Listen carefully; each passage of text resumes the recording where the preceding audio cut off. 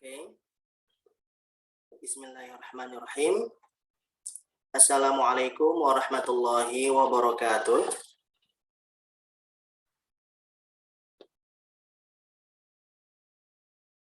Dengar suara saya Ibu dan Bapak semuanya?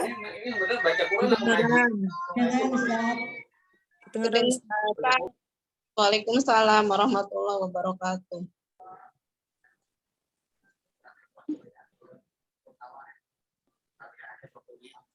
Bentar ya. Ahlan wa sahlan Ustadz Edi. Ya. Oke. Bismillahirrahmanirrahim. Alhamdulillahirabbil alamin. Kita bisa berjumpa kembali dalam kajian Kabuli ya, kajian menjelang beduk maghrib yang Masya Allah hadir banyak sekali dari kawan-kawan dan Bapak semua dan Ibu semua. Dan semoga Allah Subhanahu wa Ta'ala memberikan kepada keberkahan, baik keberkahan dan rezeki, nikmat sehat dan nikmat iman dan nikmat lainnya. Amin ya rabbal alamin.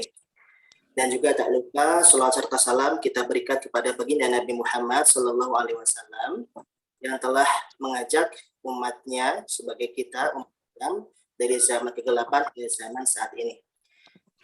Oke, saat ini kita telah hadir bersama pemateri kita, Ustadz Edi Chandra. Ahlan wa sahlan Edi. Ahlan bika ya sayyidi ya karim. Ahlan wa sahlan. Assalamualaikum warahmatullahi wabarakatuh ya jamaah. Waalaikumsalam warahmatullahi wabarakatuh.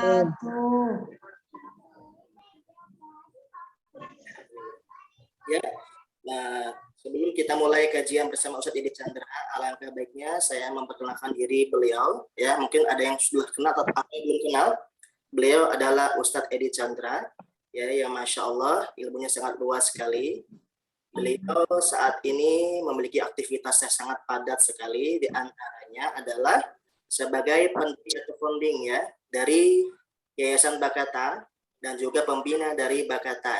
Jadi kita semua para dewan guru dan asatidz semua berkumpul dan berhimpun di Bakata atas inisiatif dari Ustadz Edi Chandra dan kawan-kawan ya yang hadir lebih dahulu di Bakata. Ya, selanjutnya beliau adalah penulis dari buku Bakata itu sendiri. Mungkin ada dari jamaah Bakata yang hadir saat ini atau mungkin sudah juz 16 ya. Nah ini ya beliau inilah yang menulis kitab tersebut, Ustadz Edi Chandra. Dan juga beliau sebagai pegiat dan juga sebagai dai nasional dan juga aktivitas lainnya adalah sebagai dosen. Oke, itu singkat dari beliau. Oke, untuk waktu dan tempat ya agar bisa banyak sekali dapat hikmah dari Ustadz Edi Chandra berikan kepada beliau. Silakan Ustadz. Mohon dibikin co-host. Siap. Assalamualaikum Ustaz. Waalaikumsalam ibu-ibu.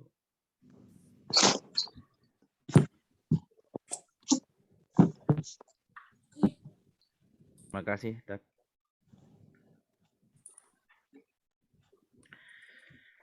Bismillahirrahmanirrahim. Innal hamdalillah nahmaduhu wa nasta'inuhu wa nastaghfiruh wa na'udzu billahi min syururi anfusina wa min sayyiati a'malina. May yahdihillahu fala mudilla lahu wa may yudlilhu fala hadiya lahu.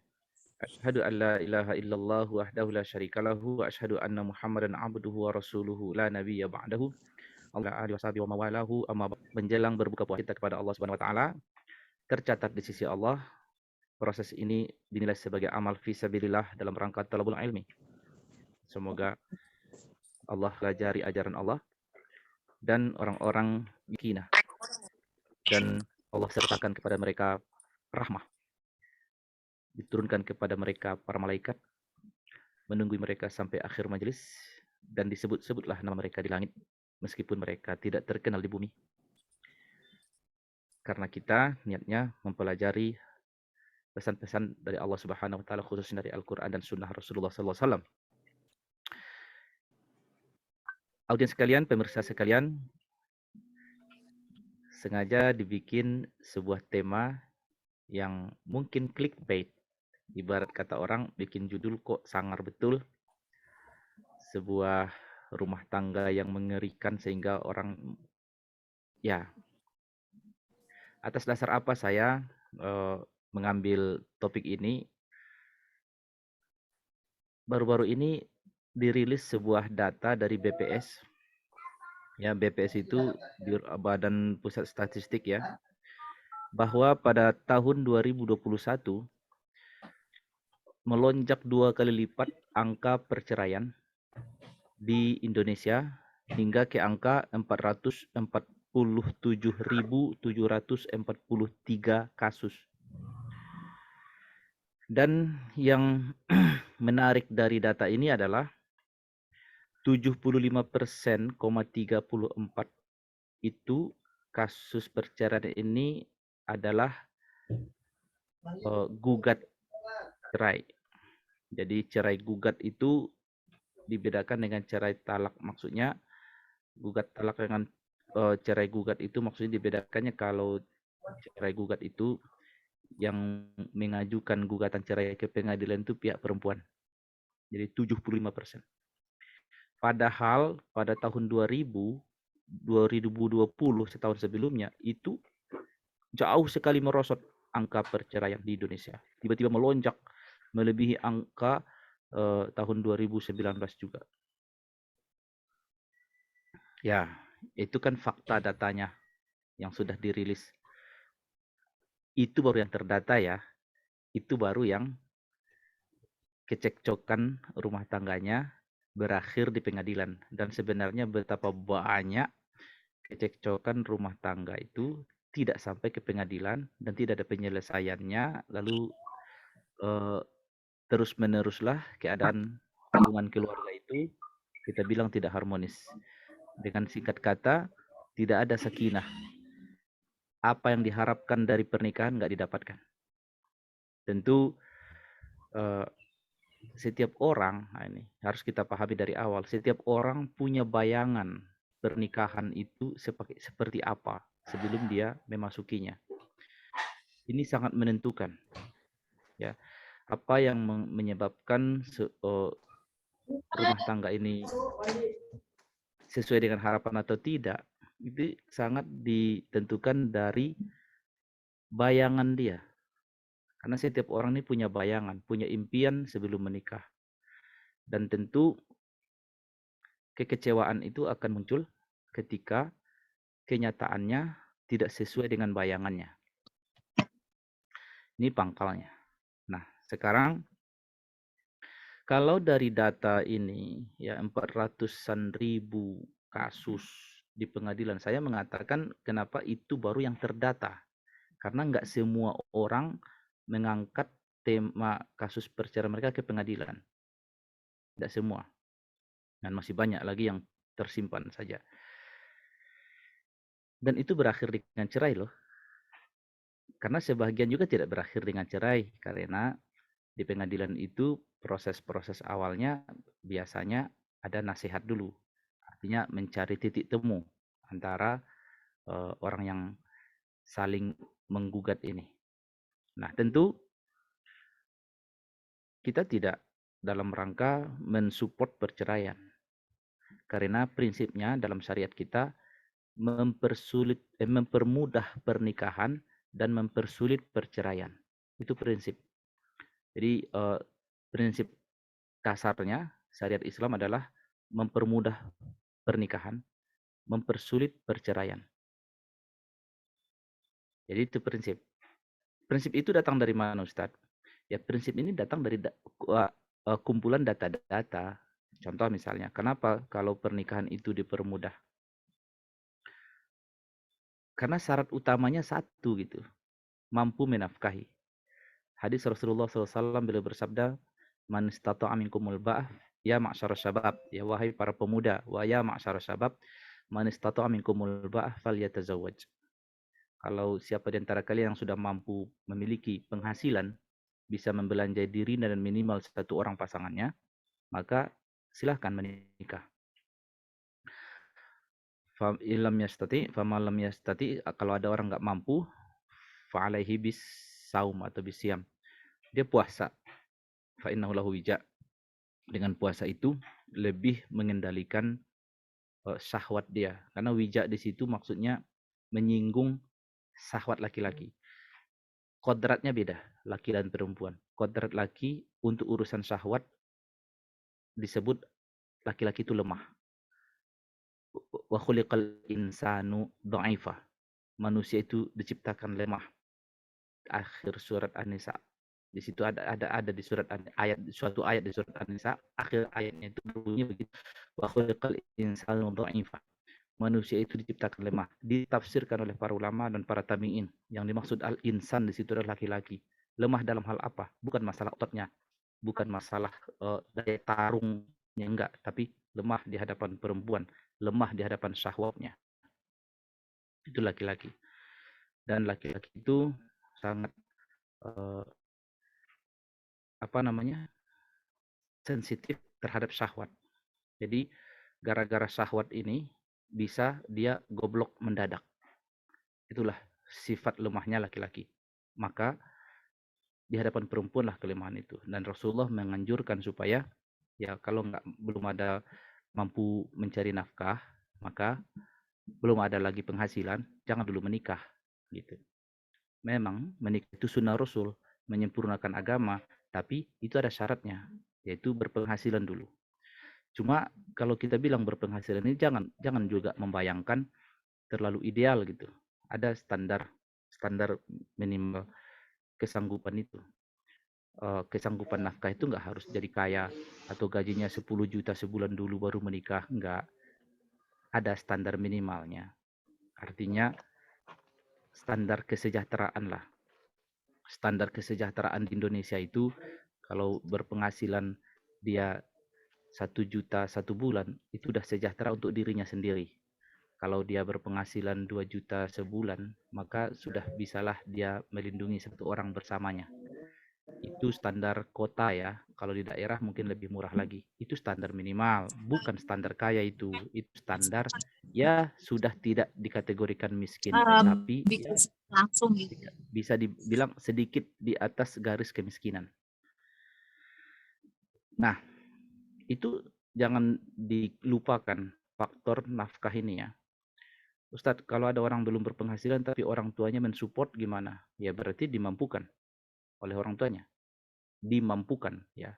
Tapi ya seberapa lama orang tuanya mampu mensupport itu urusan lain. Nah, jadi itu harus jangan dilepas. Nikah ini sunnah Rasul, sehingga ada orang nanti belum berpenghasilan lagi, orang tuanya juga nggak mensupport, lalu maksakan nikah gitu kan. Nah, bahaya. Dan ayat yang di dalam surat An-Nisa, ar-rijalu qawwamuna 'alan nisa bima faddalallahu bihi ba'dhum 'ala ba'dhin wa bima anfaqu min amwalihim. Ayat itu strategis banget menagih laki-laki bahwa laki-laki itu memang pihak yang menafkahi dan perempuan bukan pihak yang menafkahi. Ini statement dasar. Disclaimer kita dari awal harus diketahui ini. Tagihan menafkahi di dalam syariat adalah laki-laki, bukan perempuan. Tagihan dari Tuhan, tagihan dari syariat. Dalam pernikahan itu, pihak yang menafkahi adalah laki-laki, bukan perempuan. Dan konsekuensi itu juga besar. Konsekuensi menafkahi itu dalam ayat yang saya bacakan tadi, ar-rijalu qawwamuna 'alan nisa bima faddalallahu bi ba'dhum 'ala ba'dhin wa bima anfaqu min amwalihim. Ada 2 ilat disebutkan dalam ayat itu. Pertama, ilat mauhibah dari Allah, karena Allah menjadikan laki-laki adalah pihak yang dilebihkan dari perempuan secara syariat. Ingat, secara syariat, bukan secara kapasitas atau mungkin secara umum. Mungkin ya laki-laki lebih kuat secara tenaga, lebih tahan terhadap tekanan mungkin, tapi secara umum itu ya bisa saja antar orang per orang bisa saja ada perempuan lebih dahsyat daripada laki-laki secara kecerdasannya, keahliannya bisa saja, tapi itu tidak mengganggu konteks ayat ini gitu. Jadi ya bahwa kontrak secara umumnya begitulah. Itu bima faddalallah, Allah yang memberi kelebihan itu. Udah, itu mauhibah dari Allah. Jangan diotak-atik lagi, itu terima. Sami'na wa ta'na. Tapi ilat yang kedua adalah wa bima anfaqu min amwalihim.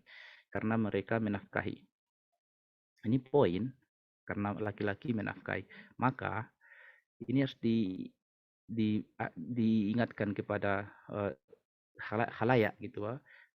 Ini penjelasan ayat ini banget, krusial banget, bahwa dalam pandangan hukumnya, karena ilat yang kedua ini adalah menafkahi, maka pemahaman terbaliknya, jika laki-laki itu tidak menafkahi, maka hilang qawwamahnya.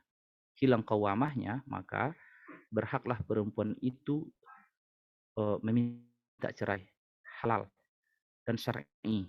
Kenapa? Qawwamahnya hilang. Jadi qawwamah itu artinya ya keunggulan laki-laki itu hilang karena faktor tidak menafkahi. Jadi dihubungkan di situ, artinya ada ya bahkan yang lebih pendapat yang lebih ini lagi, yang lebih sangar lagi, katanya ya ketika laki-laki itu hilang kemampuan untuk menafkahi, maka otomatis nikahnya fasakh. Nikah itu putus automatically gitu. Tapi paham ini tidak kita adopsi di hukum pernikahan kita, karena itu ada pendapat yang begitu. Pakar hukum Islam mengatakan hilang qawamah itu menyebabkan nikah fasakh. Nah, cuma di KHI kita, kompilasi hukum Islam kita tidak pakai itu. Tapi akibatnya ada. Artinya untuk melindungi bagian dari ayat ini, maka dihadirkanlah sigat ta'liq dalam pernikahan. Sigat ta'liq itu pada saat sudah selesai akad nikah, saya nikahkan kepada Anda putri saya bernama ini dengan mahar sekian dibayar tunai. Nyatakan saya terima nikahnya dengan mahar terus dibayar tunai. Sah, sah, sah, sah. Tanda tangan. Lalu nanti Pak Penghulu bilang, tolong sekarang bacakan sigat ta'liqnya. Sigat ta'liq itu artinya menggantung cerai. Jadi bayangkan, baru lagi akad nikah, itu pasangan si laki-laki itu sudah ditagih oleh negara untuk menyatakan cerai menggantung. Nah, cerai menggantung itu yang dikatakannya tadi. Apabila saya tidak menafkahi pasangan saya selama sekian, atau saya tinggalkan dengan sekian, maka dia datang ke pengadilan meminta cerai, maka jatuhlah dan membayar administrasi sekian, maka jatuhlah cerai saya satu kepadanya. Itu namanya si suami menyatakan cerai menggantung. Jadi ketika nanti perempuan itu karena terjadi sesuatu yang disebutkan dalam sigat ta'liq itu sudah halal gitu, cerainya itu udah halal, nggak ada masalah lagi, dikabulkan oleh pengadilan, selesai. Itu karena mengamalkan ayat itu, ya, karena hilangnya kemampuan nafkah. Oleh karena itu ya tergantung, makanya kalau yang dipakai dalam Indonesia kita yang dimasyarakatkan adalah karena kembali kepada prinsip mempersulit perceraian itu, maka di pengadilan endingnya, bukan otomatis putus gitu. Di pengadilan endingnya. Artinya perempuan itu datanglah ke pengadilan. Nah, ini banyak masyarakat yang kacau nih di sini ya. Karena suaminya nggak bekerja, lalu dia juga merasa perempuan ini juga sudah merasa unggul dalam hal penghasilan, muruah laki-laki itu di mata dia udah nggak ada. Ya biasanya itulah pangkal juga gitu kan. Termasuk data yang pada tahun 2019 itu ada data di Jawa Barat, kebanyakan orang yang menggugat cerai ini, perempuan-perempuan yang menggugat cerai itu adalah karena secara finansial mereka lebih besar penghasilannya ketimbang suaminya, lalu meninggi kata-katanya, jadi banyak keributan yang berkepanjangan. Dan paling banyak memang pangkal perceraian itu bukan perselingkuhan, bukan karena misalnya suaminya nikah lagi, tapi adalah karena pertengkaran yang berkepanjangan. Jadi itu diuraikan dalam data-data itu, karena setiap hakim pasti ditanya apa latar belakangnya. Jadi itu paling banyak adalah pertengkaran yang berkepanjangan. Nah, sebenarnya pertengkaran itu nggak selalu karena urusan duit, ya. Ada juga karena masalah kebijakan terhadap mertua, atau kebijakan terhadap keluarga. Itu sering juga. Jadi bercampur-campur lah di situ. Nah, ini data-data syariat tadi. Nah, tentu kalau kita menuju ke ruang pernikahan, kan harapan kita itu kan sebenarnya mencapai apa yang di dalam ayat Ar-Rum itu kan. Allah jadikan di antara kalian sakinah, mawaddatan, warahmah, ya. Sakinah, mawaddah, rahmah, 3 lah harapan itu kan.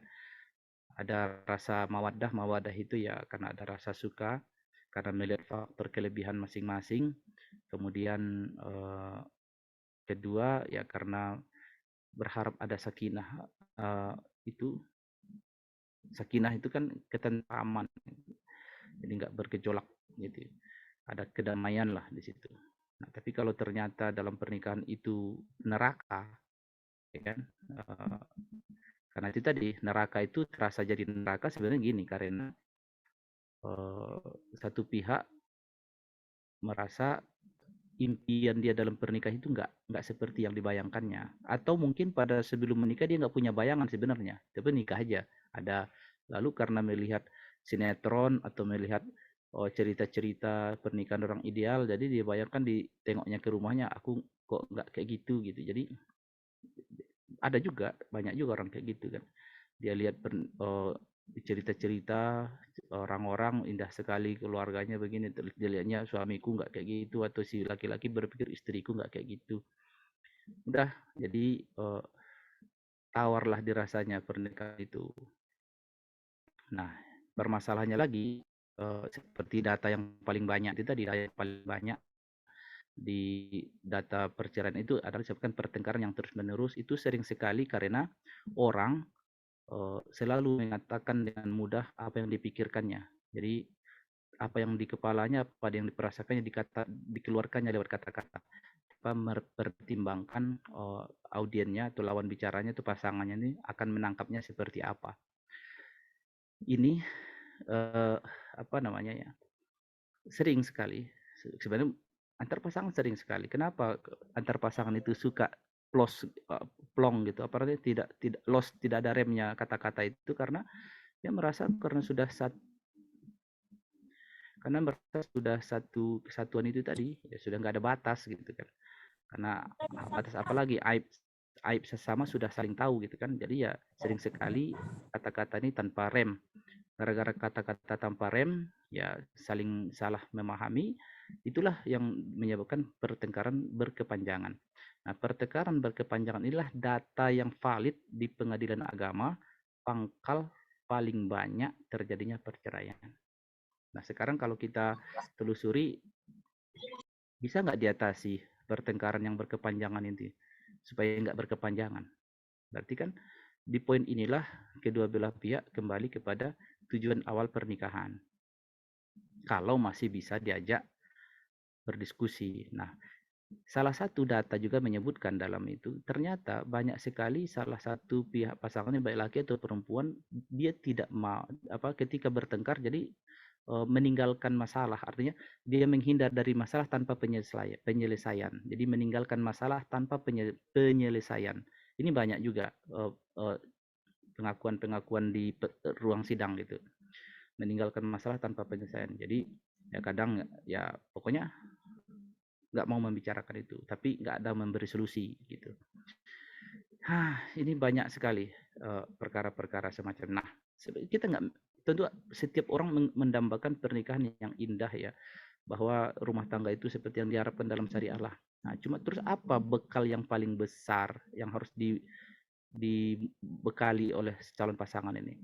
Maka kalau kita sebagai umat Nabi Muhammad, satu-satunya dasar utama peran kita dalam menikah itu adalah takwa. Takwa. Jadi ada ayat dalam surat At-Talaq itu, "Wa may yattaqillaha yaj'al lahu makhraja." Itu ayat di surat At-Talaq itu. Ayat suratnya surat At-Talaq, tapi ayatnya di situ di bagian awal, "Wa may yattaqillaha yaj'al lahu makhraja wa yarzuqhu min haitsu la yahtasib." Sebagian ahli ilmu menghubungkan apa hubungan ayat ini dengan nama surat gitu kan. Oh iya, karena sering sekali level ketakwaan itu yang menghantar orang merasa tidak bahagia.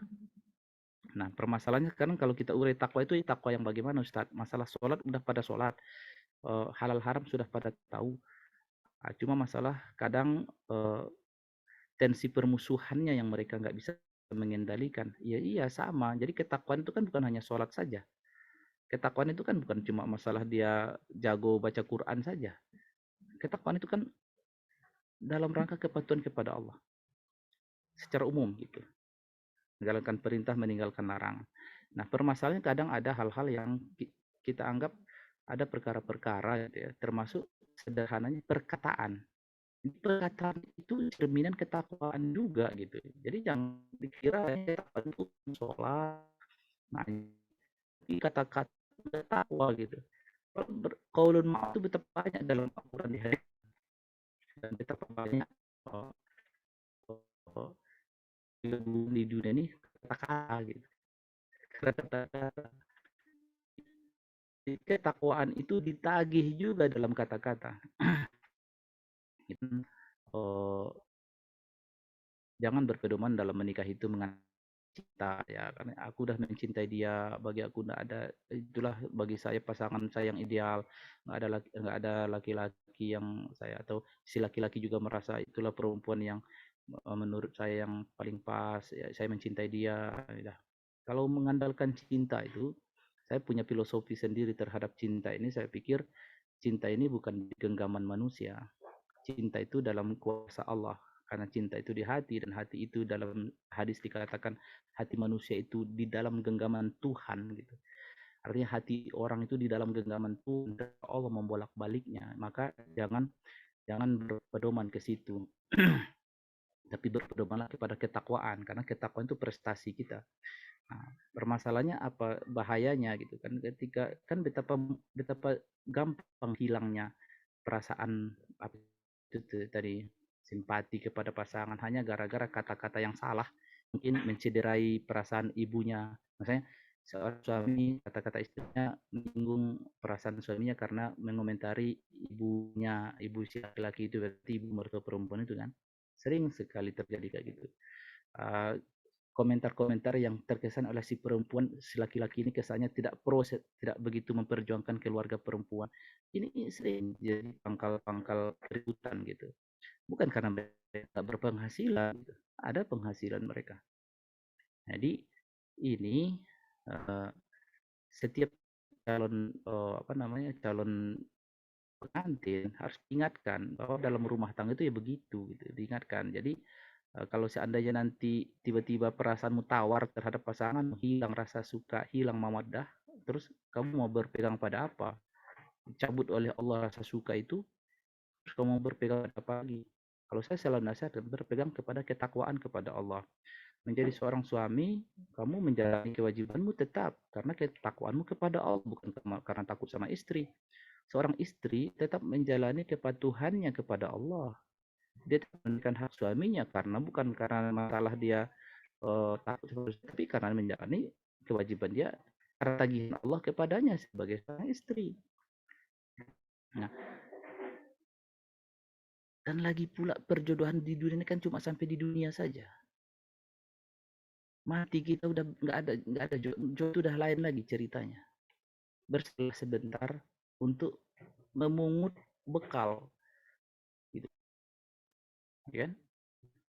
Bersabarlah sebentar untuk memungut bekal kebahagiaan hidup setelah mati gitu. Nah, jadi impian seorang itu coba ini lagi, dikaji ulang lagi, bayanganmu pernikahan itu gimana gitu kan? Memang harus begitu atau tidak? Nah, tapi ingat, timbangan yang harus kita pakai dalam menilai itu syariat. Harus syariat, bukan perasaan. Jadi timbangan itu syariat. Jadi disinilah ditagih ketakwaan itu. Ketakwaan itu ditagih di sini. Contoh misalnya, ketika syariat mengatakan laki-laki adalah pemimpin rumah tangga, itu syariat mengatakan gitu kan. Lalu tiba-tiba ada perempuan melihat suaminya ini kok lemot, nggak cerdas, parah, kayak gitu-gitu kan. Lalu meninggi. Ini berarti diujilah perempuan itu untuk menjadikan suaminya sebagai pemimpinnya. Tapi diuji dengan dia ternyata suaminya itu nggak lebih pintar dari dia, gitu. Lalu diuji dia harus bersikap hormat, gitu. Nah, si laki-laki juga begitu. Ya bisa saja nanti dalam pernikahan ternyata sikap dia sebagai suami tidak ideal bagi istrinya. Bayangan istrinya laki-laki yang ideal itu adalah yang romantis, ternyata dapat suami yang kaku, tidak lembut memperlakukan perempuan, tiba-tiba ya disitulah diujilah si perempuan itu. Atau selaki-laki tiba-tiba dapat perempuan yang ternyata istrinya nggak seperti istri yang lain. Kalau datang cium tangan, tunduk, apa kata suami nurut. Ini nggak, ternyata istrinya melawan, ngata-ngata lebih tinggi tensinya daripada. Nah lah, ya itu terus gimana? Ujianlah bagi laki-laki itu, mau diapain ini gitu.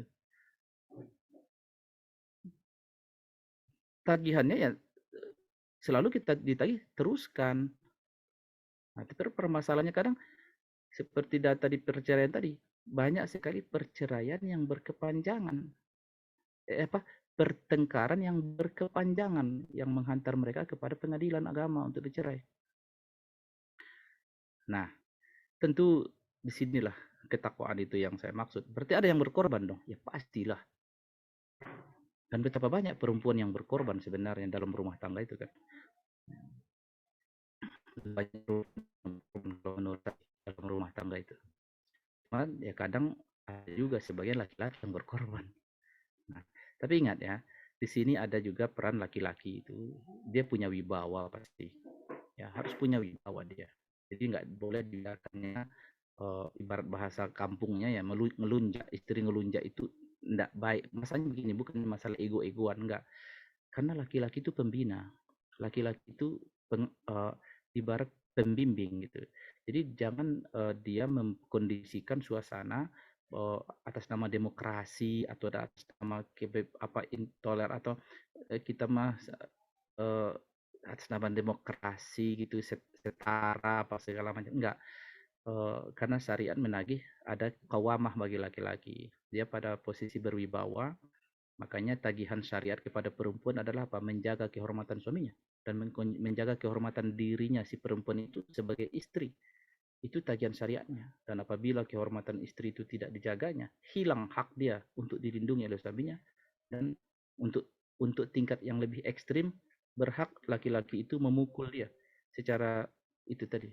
Meskipun Rasulullah tidak merekomendasikannya, tapi ayat Al-Quran melindungi hak itu laki-laki untuk tindakan pukul. Meskipun Rasul memberikan tidak boleh melukai, tidak boleh memukul muka.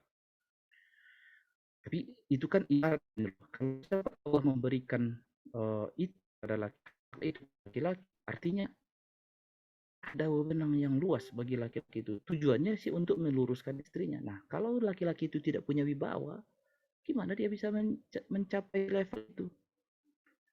Nah, jadi ini poin-poin syariat. Jadi dalam hal pemahaman kita terhadap syariat menghubungkan dengan rumah tangga ini yang perlu kita tekankan adalah, ingat, timbangan standar yang kita jadikan adalah syariat gitu kan. Nah, dan ingat, dalam hal hak antar suami dan istri itu Allah beri kelonggaran antar sesama suami atau istri berupa islah. Itu artinya boleh kalian tawar menawar hak. Wal islahu khair, wasulhu khair. Kalian bernegosiasi itu lebih baik dengan tujuan kalian mengawetkan hubungan ini.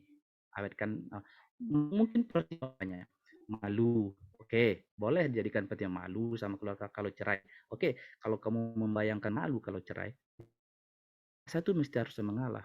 Oke, terus apa lagi? Nanti dikira ya aib lah misalnya dipikirkannya. Oke, kalau kamu pikir ya udah.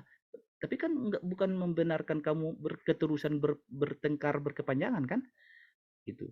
Atau sampai kepada tahap tidak saling memenuhi hak gitu dalam pernikahan yang lama. Ini enggak itu tujuan syariat. Kalau ada hadis mengatakan Abu Qadul halal Allah at-talaq, yang paling dibenci oleh Allah dari yang halal adalah at-talaq, ya hadis itu benar ada, tapi enggak dijadikan jadi landasan hukum sehingga menyatakan talak cerai itu haram. Enggak ada. Enggak dijadikan hadis itu hanya hadis mendukung supaya orang bersabar dalam menikah gitu. Artinya kalau seandainya tidak ada harapan, maka tak ada solusi yang diberikan syariat kecuali cerai. Jadi cerai itu solusi terakhir, betul. Halal, nggak ada dosa di situ. Kalau sudah saatnya, sudah pas, nggak ada lagi, nggak ada negosiasi yang bisa, nggak ada yang bisa mengalah, maka nggak ada solusi yang terbaik kecuali syariat mengatakan cerai. Artinya begini, mana lebih baik? Dalam ikatan pernikahan saling menzolimi atau bercerai saling menghormati? Pasti jawabannya lebih baik bercerai tapi saling menghormati. Nggak ada tagihan-tagihan hak dan kewajiban. Daripada dalam pernikahan saling menzolimi. Nggak saling menunaikan. Nambah dosa nikah itu. Gitu. Tapi aku nggak mau cerai, Ustaz. Ya kalau kau nggak mau cerai, ya sudah. Siapa yang mengalah? Gitu. Itulah. Jadi kalian berdua dalam rangka menjalani kepatuhan kepada Allah. Bukan masalah siapa yang kalah, siapa yang menang. Tapi berangkat ke pasal 1. Menjadi hamba Allah yang bertakwa. Dan ingat, kalau kita mati, cerai namanya cerai mati. Makanya boleh perempuan itu menikah lagi setelah habis masa iddahnya. Itu karena kita dinyatakan cerai oleh Allah. Secara syariat juga kita dinyatakan cerai karena kematian. Jodoh setelah mati itu urusan Allah. Urusan Allah. Pada saat kita sholat jenazah aja udah didoain sama jamaah sholat jenazah. Apa katanya dalam doa itu? Wa badilhu darun khairan min dari. Gantilah baginya rumah yang lebih bagus dari rumahnya ini. Wa ahlan khairan min ahli, keluarga yang lebih bagus dari keluarganya ini. Wa zaujan khairan min zaujihi, dan dari pasangan yang ini. Jadi mau tak mau ibu, bapak, udah perjodohan setelah mati urusan lain. Tapi ingat, bekal kita setelah mati itu karena perjalanan pernikahan ini. Waktu sudah semakin mendekat kepada berbuka. Sepertinya di ruang chat selalu banyak ini bertubi-tubi ini. Saya harus kasih waktu ini. Gimana Pak Ustadz Supriyo? Silakan langsung saja secara otodidak apa bareng-barengan? Saya langsung bacakan aja chattingnya ya Pak Supriyo, Ustadz. Silakan tafadhol. Ya, apakah kita kudu mengimani ayat yughnihumullah? Berarti kita dahuluin akal dari ayat. Masa kaum positivisme dong? Yughnihumullah itu tidak bertentangan dengan hadis Rasul. Fuqara dalam hadis itu bukan fuqara yang parah, gitu kan? Kalau artinya di garis kemiskinan, seandainya orang berpenghasilan 1 juta, aku jelaskan tadi kan, seandainya ada orang berpenghasilan 1 juta, cukup untuk dirinya. Berpenghasilan dia 2 juta, cukup untuk dia, dan menikahlah. Nggak harus sampai 10 juta, enggak. Yang hadis Rasulullah itu man istata'a minkumul ba'ah. Lagi pula, ya baguslah Rasulullah menasihati itu. Masa kita setiap orang menikah itu supaya dia mengamalkan ayat itu tadi. Ini bukan masalah akal, ini masalah ayat tadi. Bima anfaqu min amwalihim, karena mereka menafkahkan harta mereka. Jadi nggak boleh menikah itu tanpa duit. Gitu. Harus ada duitnya. Karena Allah tagih begitu gitu. Makanya tadi syariat itu saya jelaskan. Bisa fasakh nikah itu gara-gara hilang kemampuan menafkahi. Seperti misalnya suaminya di penjara. Saya juga karena itu kan. Jadi ya bukan karena kita mendahulukan akal, ayat yang kita bacakan tadi, ya. Bukan masuk kaum positivisme, enggak. Kita enggak ada bicara masalah filsafat positivisme. Ini ayat yang kita bacakan tadi, hadis yang kita bacakan tadi, tagihan Rasul di situ. Supaya jangan ada orang misalnya menikah aja, apalagi menikah di usia dini itu kan. Ya jadi solusinya gimana? Ya udah ajari orang mencari duit gitu. Ajar orang untuk berduit gitu. Jangan dibiarin aja, nggak ada penghasilan, lalu mengejar sunnah gitu. Jadi kiranya bekerja cari itu nggak sunnah gitu, sunnah besar juga. Gitu. Jadi itu yang saya maksud dari ini. Jadi khawatir aku nikah harus cari calon tajir dong. Ya Allah ya Tuhanku, siapa yang bilang calon tajir? Nggak ada yang bilang calon tajir. Nikahlah. Ini masalah standar itu standar penghasilan itu realistis karena kebutuhan, memang butuh makan gitu loh, butuh kita tempat tinggal. Jadi standar itu udah diukur. Dunia itu mengukur $2 per hari itu di garis kemiskinan, artinya ya nggak di bawah garis gitu, pas gitu. Kalau udah segitu ya, udah ridho nikah lah. Siapa pula bilang tajir? Nggak ada. Ya, nggak ada yang mensyaratkan harus tajir. Jangan salah paham. Tapi Nabi menagihkan mampu menafkahi, bukan mampu mengkayakan. Iya dong. mampu menafkahi, gitu. Baru kena tagihan sunnah dia. Meski Islamnya biasa aja, padahal ada harapan nikah dengan suami soleh. Adakah amalan terakhir agar dapat suami tajir? Enggak. Walaupun ada ya cari aja. Katakan siapa yang tajir? Bilang di medsos tuh, ya kan? Aku nih mau cari laki-laki tajir, bersedia jadi istri kedua atau ketiga, keempat, yang penting tajir. Banyak yang mau itu. Paling dijadikannya istri siri, tapi pasti nggak mau kan? Ya udah, laki-laki yang biasa pun menafkahi. Sekarang gaji UMR itu sudah di atas garis kemiskinan. UMR di Kota Bogor sampai 3 juta, udah di atas garis kemiskinan. Udah syar'i dia menikah. Nah, masalahnya ada yang mau menikahnya nggak? Gitu kan. Nah, sabarlah kalian. Insya Allah tambah kelapangan hidup kalian. Kata ayat tadi, yughnihumullah min fadli. Gitu kan. Jangan habis dari pengajian ini, Ustadz Edi ini harus jadi orang kaya baru bisa menikah. Salah paham. Udah jelas aku bilang tadi, standar minimal nafkah itu ada. Tagihan syariah itu sampai di situ aja. Gitu kan. Sering kali orang salah paham gitu. Terus apa lagi? Kan ada yang bilang biar waktu yang menjawab jadi akur ya. Ya, dia bagus juga. Tapi masa nggak ada waktu menjawab itu, maksudnya gimana? Dibiarin gitu, nggak ada usaha? Pasti karena ada usaha itu, pasti ada yang mengalah itu kalau akhirnya mereka tetap awet gitu kan. Solusi suami istri work for no pure, pur miskin dong ya. Solusi suami istri work for no pure, it's okay. Anak titip panti asuhan aja, win-win solution. Solusi suami istri work for no pure. Bingung saya, maksudnya apa ya? Anak titip Maksudnya kerja supaya nggak miskin gitu, Pak. Kalau nggak salah ya. Oh, kerja supaya tidak miskin? Iya, solusi suami istri bekerja biar nggak fakir gitu. Nggak ada yang melarangnya. Kalau suami istri bekerja, ada yang melarang?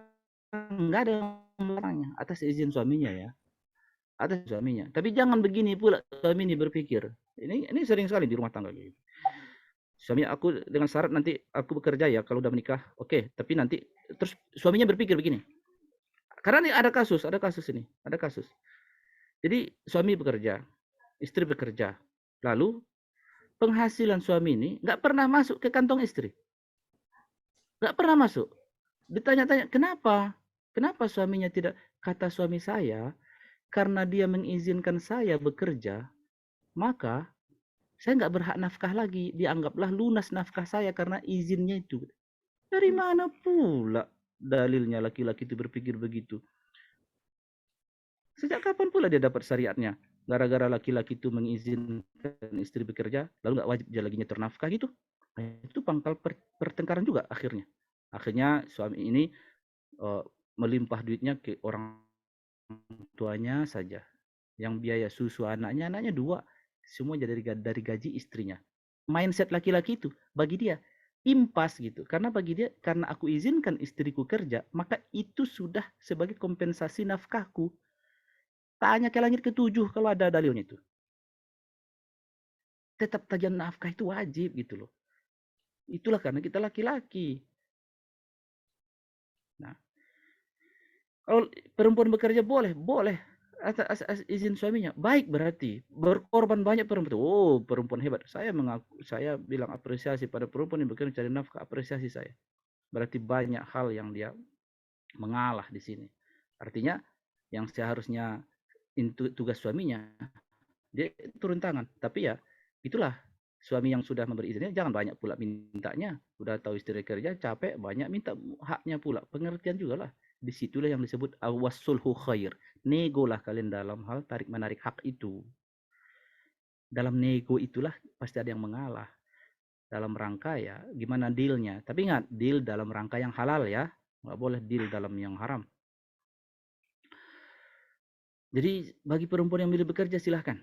Ya, harta siapa? Harta dia lah. Kalau dia berkontribusi untuk nafkah, untuk beli rumah, bagus dia. Berjasa dia. Amal soleh dia. Ya, insya Allah di sisi Allah pasti dinilai sebagai orang yang berkorban. Gitu kan. Terus suaminya ya diucapkan terima kasih lah. Tapi walaupun begitu jangan meninggi di hadapan suami, ya kan? Itu aja pesannya. Dari Bu Desi, bisakah izin suami nikah istri jika aku khawatir nanti tengkar terus? Bagaimana jika istri memiliki gaji lebih besar dari suami? Bisakah izin suami nikah? Kalau laki-laki diizinkan nikah lagi, senang lah. Senang lah. Aku juga kalau diizinkan senang aku, tapi aku belum tentu berani. Iya kan? Tapi kalau dikasih izin ya senang lah.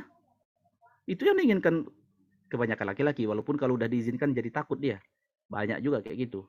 Nah, boleh bang, nanti aku yang milih. Malah nggak berani dia. Nah itulah. Kadang bapak-bapak nih besar rombong aja kalau di grup.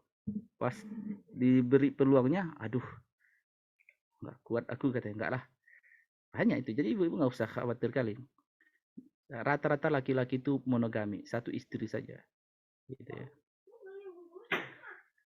Paling-paling laki-laki itu sering memikirkan nggak lagi bertengkar aja. Kalau lagi bertengkar, barulah pikiran laki-laki itu mikir perempuan lain. Tapi kalau lagi nggak bertengkar, nggak akan mikir kemana-mana dia. Situ aja ke istrinya itulah. Makanya jangan awetkan pertengkaran itu. Bagaimana jika istri memiliki gaji lebih besar dari suami? Nggak dosa. Nggak ada yang melarang itu. Bagus, banyak kejadian itu. Banyak kejadian itu. Cuma itu tadi, apakah karena banyak duitnya, lalu berpindah qawamah dari laki-laki ke perempuan? Enggak juga. Gitu kan. Enggak juga. Dan banyak. Dan tentu disinilah si suami ya, tahulah dia bagaimana mengendalikan itu. Ya, jangan ini istri, uang suami juga. Iya, arogan namanya itu. Enggak ada kayak gitu. Ini uang istri aja gitu. Uang suami, kecuali yang uang suami yang dikasih ke istri. Bu Angel Karina, mengerikan sekali KDRT Pak Ustadz. Sekarang bakal kena Komnas Perempuan. Adakah solusi lain? Jangan laporan ke polisi. Terus, kalau masalah takut Komnasnya, kalau dilaporan ke polisi, selesailah. Diproses sama polisi. Masuk kurungan laki-laki itu kan. Atau perempuan itu. Tergantung siapa yang dilaporkan. Ya, itulah persepsi negara gitu kan. Untuk melindungi warganya. Meskipun pada konsep syariat ini sebenarnya kan Rasulullah juga nggak merekomendasikan tindakan kekerasan itu. Makanya kalau misalnya daripada harus kayak gitu baru selesai masalah, bagus cerai aja. Kan udah bilang tadi, daripada dalam pernikahan saling menzolimi, bagus cerai. Gitu. Bagus cerai. Menjalani ketakwaan. Tapi gimana anak Ustadz? Lah kalau kau mikir anak berarti kau mengalahlah sedikit. Kalau masih kau mikir itu lagi berarti kau harus berkorban lah. Please lah.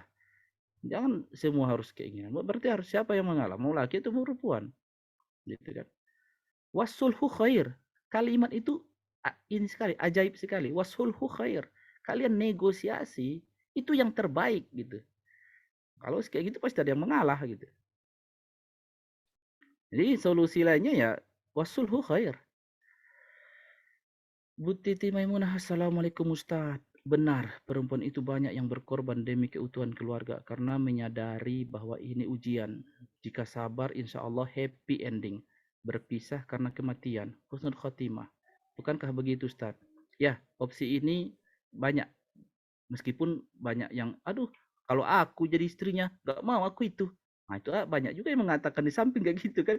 Ya, itu kan tersedia. Ya, kalau ibu mengambil opsi ini bersabar, ya udahlah Ustadz, memang tipe suamiku itu keras, memang tipe suamiku itu kayak gitu, gampang emosi, kalau dilawan nanti makin ya udah, berarti terjadi sulhu di situ gitu. Ya udahlah. Dan betapa banyak kayak gitu kan, apalagi di Indonesia ini, masyarakat timur itu. Ya, tentu yang baik siapa? Yang baik istrinya, bukan suaminya. Yang baik istrinya berarti. Yang dipuji di langit istrinya. Sabar ya, tapi dengan cara halal ya. Nah, dengan cara halal gitu. Dari Desi Anasta, nanti kalau cerai minta di surga gimana Pak? Ada masalah? Maksudnya kalau cerai ya nanti Cerai mati mungkin Pak. cerai mati? Iya, mungkin Cerai ya. mati. Oh ya, cerai mati ya, MT ya. Mm-mm. Nanti kalau cerai mati di surga gimana, Pak? Allah jodohkan kita lagi. Allah jodohkan kita lagi. Tenang, percayalah sama apa yang Allah jodohkan di sana. Gitu ya. Sesuai dengan doa hadis tadi. Itu kan doa sholat jenazah itu kan dari hadis itu. Nabi yang mengajarkan doa itu. Ya karena di akhirat pasti ada perjodohan lagi gitu. Sabar aja, Nabi Muhammad akan dijodohkan dengan istri Fir'aun. Kenapa? Karena istri Fir'aun diberitakan dalam Al-Quran sebagai wanita terbaik. Dan semua istri-istri Rasul masih jodoh Nabi nggak? Iya. Karena tidak ada yang berhak kecuali Nabi Muhammad terhadap istri-istrinya itu. Gitu. Termasuk sebagian dari Nabi Muhammad dijodohkan dengan Maryam binti Imran, ibu dari Nabi Isa. Karena apa? Karena Al-Quran memberitakan itu adalah perempuan terbaik. Dan Nabi adalah manusia terbaik.